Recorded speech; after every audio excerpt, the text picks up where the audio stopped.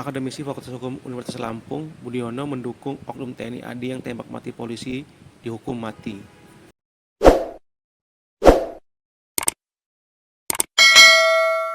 Auditor militer tersebut sangat pantas memberikan hukuman mati. Jadi tuntutan jaksa auditor militer itu sudah pas, sudah sewajarnya karena tindakan dari aparatur oknum tentara itu sudah terbukti melakukan perencanaan di persidangan dan dia melakukan penembakan hingga terbunuhnya atau matinya APH dalam melakukan penegakan hukum, dan tentara itu tidak mencerminkan dia selaku aparatur negara yang harusnya bisa memberikan contoh kepada masyarakat membantu dalam penegakan hukum, apalagi perbuatan mereka adalah perbuatan yang dilakukan oleh undang-undang.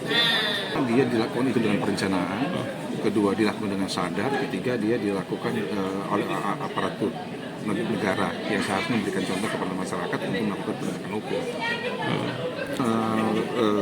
Aparatur pemerintah, aparatur penegak hukum itu harus menjadi contoh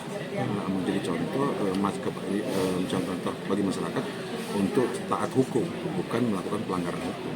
Tidak sewajarnya apabila hukuman itu diperberat terhadap para penegak hukum yang melakukan pelanggaran hukum.